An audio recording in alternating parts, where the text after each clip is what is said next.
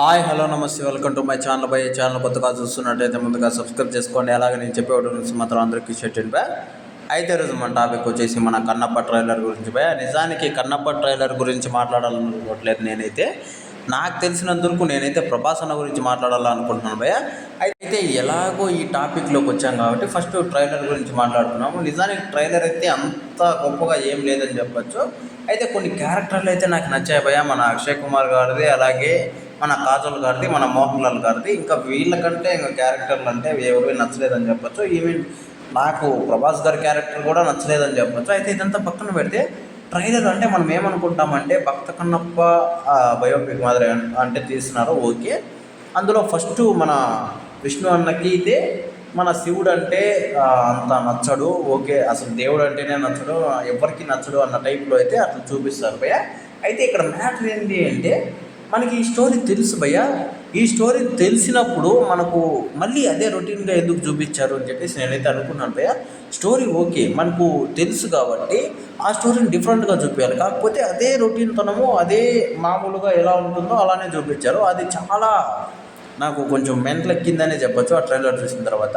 ఇంకోటి వచ్చేసి ఆ ట్రైలర్లో కొంచెం అంటే ఆ గోడెము గట్రా చూపిస్తారు కనుక అది చాలా ఆర్టిఫిషియల్గా ఉంది భయ. అసలు రియాలిటీనే లేదనిపించింది నాకైతే. చూడంగానే చాలా ఆర్టిఫిషియల్గా అనిపించింది. అసలు 100 కోట్లు పెట్టి తీసిన సినిమాకి ఆర్టిఫిషియల్గా అనిపిస్తే ఎలా ఉంటుంది అని చెప్పేసి నేనైతే బాధపడుతున్నానని చెప్పచ్చు భయ. ఇంకో విషయం, ఇప్పుడు అసలు ప్రభాస్ అన్న గురించి చెప్పాలనుకుంటున్నాను. నాకు తెలిసినంత వరకు ఆయన ముఖం చూసిన తర్వాత చాలా దరిద్రంగా ఉన్నాడని చెప్పచ్చు భయ్య.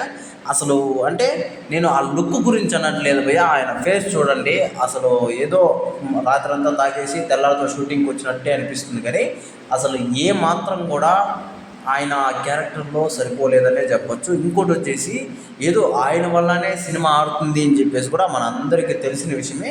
అలాంటప్పుడు ఆయన క్యారెక్టర్ని కావచ్చు, అలాగే ఆయన లుక్ని కావచ్చు చాలా బాగా చూపించాలి భయ్య. లేదంటే సినిమాకి చాలా వరకు మైనస్ అవుతుంది. ఎందుకంటే ఇప్పుడు ప్రభాస్ ఉన్నాడు కాబట్టి ఆ 100 కోట్లు రాబట్టుకోవచ్చు, కానీ లేకపోతే ఎందుకు వస్తుంది అని చెప్పేసి నేనైతే అనుకుంటున్నాను భయ్య. అయితే నిజం చెప్పాలంటే నాకు తెలిసినంత వరకు ప్రభాస్ అన్న లుక్ అయితే చాలా చండాలంగా ఉందనే చెప్పచ్చు. ఇది ఎవరు ఒప్పుకునే లేకపోయినా చాలా చండాలంగా ఉందనే చెప్పచ్చు.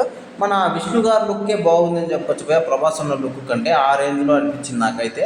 ఇంకా చెప్పాలంటే చాలా దరిద్రమనే చెప్పచ్చు భయ. అయితే ఈ సినిమా జూన్ 27వ తారీఖున అయితే రిలీజ్ కాబోతుంది. అందరికీ చాలా ఎక్స్పెక్టేషన్స్ ఉన్నాయి, ఎందుకంటే చాలా వరకు కష్టపడ్డారు వీళ్ళు అనే దీంతో అయితే. అలాగే అసలు విష్ణు గారి మీద ఓపుతో అయితే అసలు ఎవరు లేరని చెప్పచ్చు. ఓన్లీ మన ప్రభాస్ గారి మీద ఓపుతో, అలాగే ఇంక ఇంతమంది యాక్టర్స్ ఉన్నారు కదా, వీళ్ళు ఏదైనా కొత్తగా చేసింటారనే దీని మీదే ఉన్నారు.